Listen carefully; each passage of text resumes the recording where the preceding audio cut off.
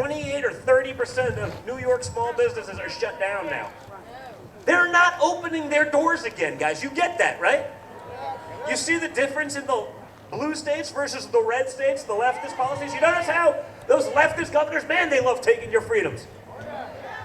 Not so quick to want to give them back. How come the red states fared better during the virus? How come they shut down fewer businesses?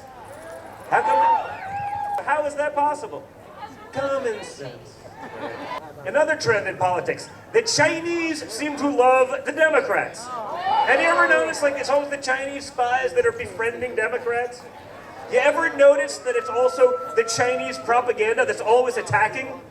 Whether it's my father, Republicans, conservative stuff.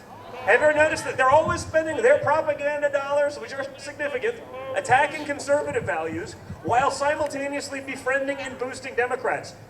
We see that time and time again. Senator Perdue is running against the guy that was on China's payroll for 2 years. Of course, he didn't disclose that, and no one cares, right? Just like they don't care about Hunter taking billions. So you notice that trend. Why is it that they're always soft on China? Why does China want the Democrats to win? You think it's because it's good for America? Or do you think it's because if the Democrats win, it's good for China? Yeah, because they're smart. They know it's good for China, and they will push that. That's why they attack Republicans and boost Democrats. Right? When someone who hates me and disagrees with everything I believe writes a hit piece on me, that's not an insult, that's a compliment. It just makes me fight harder, but it's like, wait, if that guy hates me, I'm right. When they're attacking me a lot, it means I'm doing something well. It's why they boost the Republicans that don't do anything. Hey, David Perdue, right here, I think he was the first or the second Republican in the Senate to come out for Donald Trump. I don't want to be loved by the establishment, and God knows we've had enough of an issue with our own people in the establishment. And that's the reality. That's the other reason we need you fighting again from now through January 5th for this race.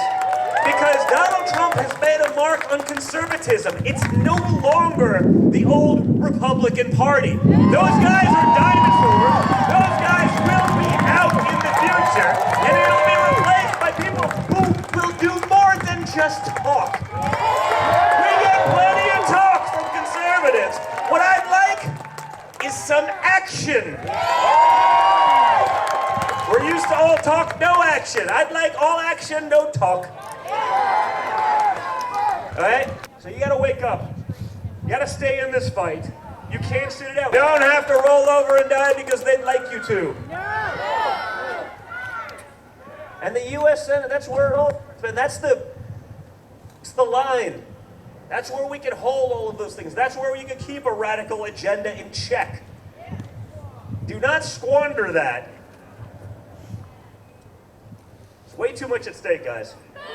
For ourselves, for our families, for our freedoms, you know, all those things the left doesn't really believe in. I still do. That's why I'm doing this. This is not actually what I do for a living. I build buildings.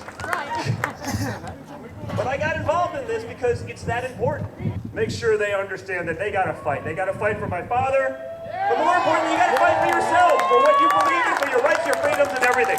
You can do that. You are in charge.